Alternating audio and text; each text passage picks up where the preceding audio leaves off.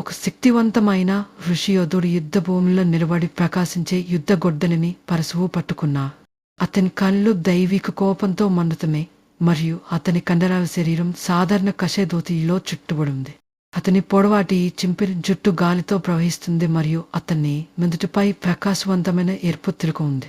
అతని వెనుక పడిపోయిన క్షత్రియ యోధులు మరియు తుఫాన్ ఆకాశం అతని పురాణ యుద్ధాలను సూచిస్తాయి. పచ్చని మహేంద్ర పర్వతాలపై లోతైన ధ్యానంలో కూర్చున్న అమర ఋషి పరశురాముడు. అతని కళ్ళు మూసుకుని ఉన్నాయి. అతని యుద్ధ గొడ్డలి అతని పక్కన ఉంది మరియు అతని శరీరం దైవిక శక్తి యొక్క ప్రకాశాన్ని ప్రసరింపజేస్తుంది. పొగ్గమంచు మరియు దట్టమైన అడవులతో కప్పబడిన ఒక రాతిపై కూర్చున్నప్పుడు అతని చుట్టూ బంగారు కాంతి వలె ఉంది.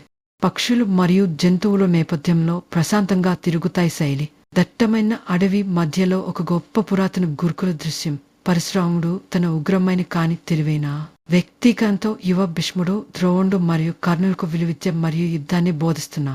అతని యుద్ధ వైఖరిని ప్రదర్శిస్తూ చెక్క కర్రను పట్టుకుంటాడు. అతని విద్యార్థుల లోతైన ఏకవిరవత చూస్తుండగా అసురుడు ఆ దృశ్యంపై బంగారు కాంతిని ప్రసరింపజేస్తాడు. ఒక నాటకీ క్షణంలో పరశురాముడు తీవ్రమైన మరియు కోపంతో కూడిన వ్యక్తీకరణతో కర్ణుడి నుండిపై వణుకుతున్న చేతిని ఉంచి అతని శపించాడు. బ్రాహ్మణుడి వేషధారణలో ఉన్న కర్ణుడు షాక్ అయ్యి విధ్వంసానికి గురైనట్లు కనిపిస్తాడు. ఋషి ముందు మోకరిల్లాడు. నేపథ్యం ప్రశాంతమైన నది తీర ఆశ్రమాన్ని చూపిస్తుంది. కానీ ఆకాశం అరిష్ట కాంతితో చీకటిగా మారుతుంది. ఇది శాపం యొక్క తీవ్రతను ప్రతిబింబిస్తుంది. ఆమె యోధుడైన ఋషి విష్ణువు యొక్క ప్రవచించబడిన 10వ అవతారమైన కల్కికి శిక్షణ ఇచ్చే దివ్యమైన మరియు భవిష్యత్తుకు సంబంధించిన కానీ పురాతనమైన దృశ్యం.